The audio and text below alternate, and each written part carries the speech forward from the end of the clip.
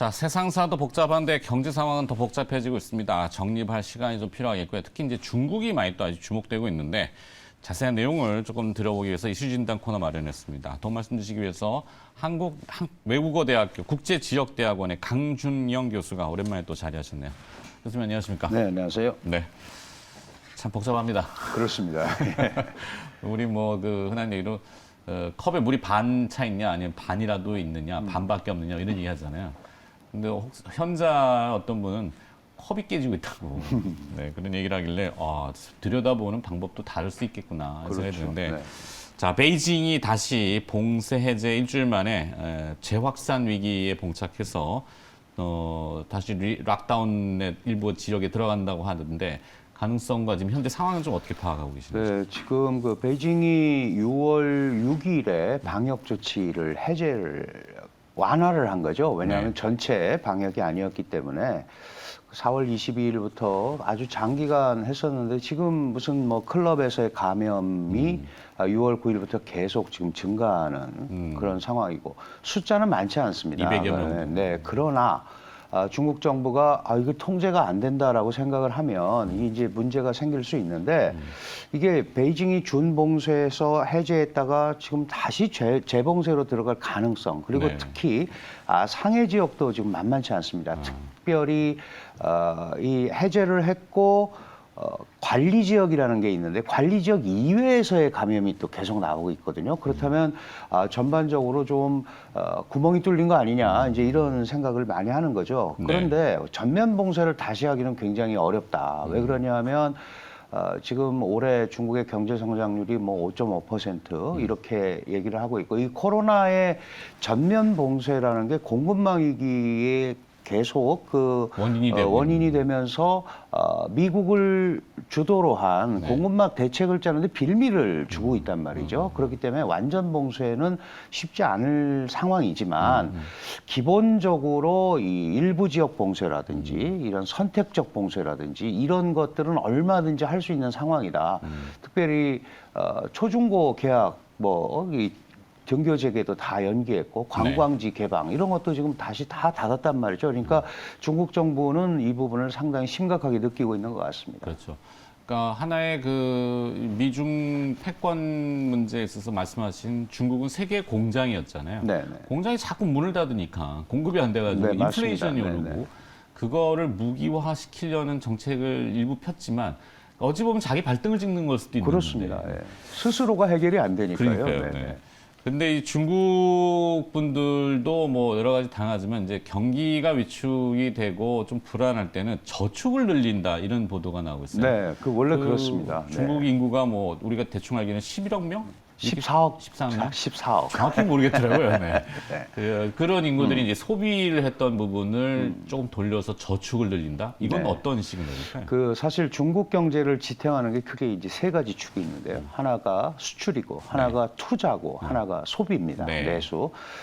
특별히 작년부터 계속 얘기가 되고 있습니다만 국제 경기가 좋지 않을 때는 내수 시장을 진작시켜서 경기를 돌려야겠다. 이게 이제 소위 쌍순환이라고 그래서 국제 대순환과 국내 대순환 이 부분의 이제 핵심 내용인데 지금 1월부터 5월까지의 그 저축 증가액이 지금 도표에 나옵니다만은 한 50%가 전년 동기 대비 늘었다 이거죠. 그렇다면 이건 무슨 의미냐? 미래에 대한 불안감이 중국 국민들한테 굉장히 크다. 결국은 앞으로 어떻게 될지 모르는 상황에서 지갑을 닫은 거죠. 네. 결국은 그렇게 된다면 중국 정부가 지금 얘기하고 있는 소위 소비 증가를 통한 경기를 이끌고 가는 이 추세가 상당히 영향을 받을 수밖에 없고 더 큰 문제는 이게 우리가 엔겔 계수 얘기하잖아요. 그렇죠. 그러니까 저소득층은 이런 부분에 대해서 직접적인 영향을 받을 수밖에 없기 때문에 돈을 창고에 좀 넣어놔야 된다라는 생각을 하는데 이게 더 큰 문제는 이런 부분이 지금 당장 영향을 받지 않는 중산층이나 부유층한테도 분위기상 사회 불안감을 확대시킬 수 있습니다. 그러다 보니까 전반적으로 일단 현금을 갖고 있는 게 매우 중요하겠다. 이제 이런 생각을 하는 거고 결국은 전체적으로 보면 사회의 미래에 대한 어떤 불안감의 증폭 오는 거다. 예방성 저축 뭐 이런 정도로 해석을 할 수 있을 것 같습니다. 네. 자, 알고 보면은 중국은 이제 노출 빈도가 뭐랄까요 좀 공정 그러니까 사회주의 국가다 보니까 내용을 알기가 어렵지만 내부적으로는 상당히 곪고 그럼요. 있다. 네네. 근데도 불구하고 시진핑 주석은 이제 3연임을 위해서 제로 코로나에 거의 집착하다시피 지금 한단 말이죠. 그렇습니다. 네. 그 제로 코로나 정책을 고수하는 이유 그리고 또 시진핑 주석이 이렇게 정책에 집착하는 것이 독배가 되는 것은 아닌가.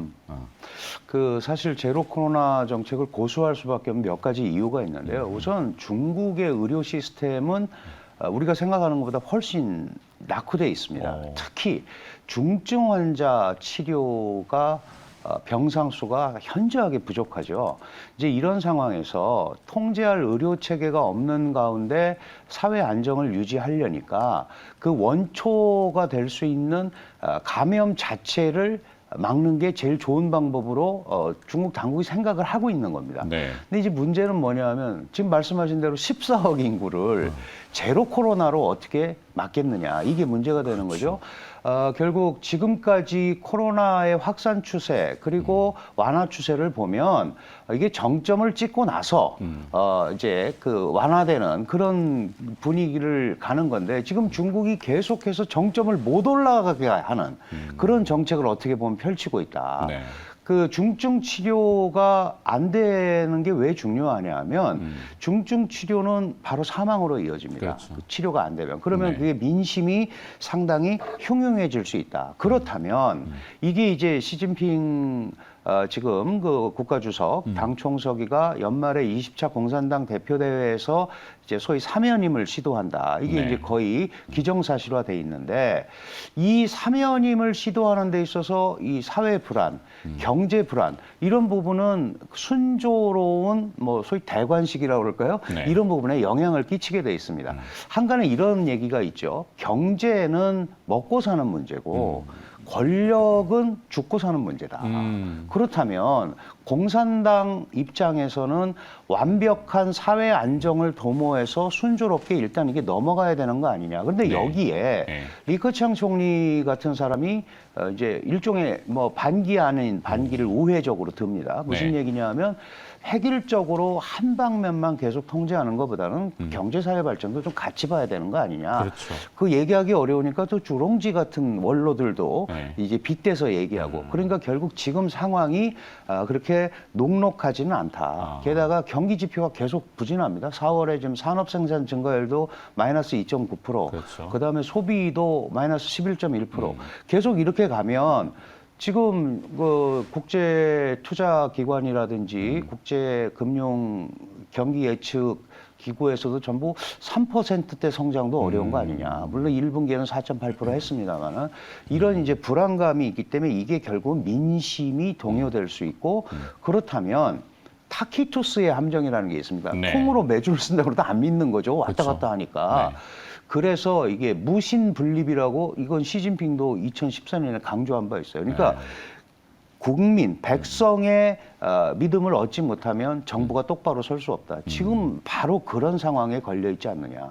게다가 2년 전에 코로나 종식 대회까지 했습니다. 근데 지금 뒤늦게 코로나가 제일 확산되고 있는 그리고 그거를 막으려고 애를 쓰고 있는 이런 상황이니까 지금 이제 어떻게 경제를 잘 넘어가느냐가 관건이 아닐까 이렇게 네. 판단이 됩니다. 자, 그러면 이제 시간이 다 돼가지고 좀 정리를 해야 될 것 같은데 짧게만 우리 경제가 지금 과연 어디로 가고 있느냐? 예, 지금 사실은 이제 그 현재 윤석열 어렵죠. 정부가 한미동맹 강화를 얘기했고 IPEF라든가 뭐 이제 이런 데 참여를 얘기했기 때문에 중국은 굉장히 우려하고 있다. 네. 그러니까 한미 관계의 강화는 자연스럽게 대중 관계에 마이너스적 영향, 그러니까 중국이 볼 때는 영향을 미칠 수 있다. 네. 근데 미중 갈등이 계속되면요, 그 사실 한국의 대중 수출이라든가 중간재 수출 이런 부분이 상당히 영향을 받을 수밖에 없습니다. 그러니까 지금은 중국이 당장 이거에 대해서 한국에 불만을 표출하지 않지만 11월 당대회 끝나면 아마도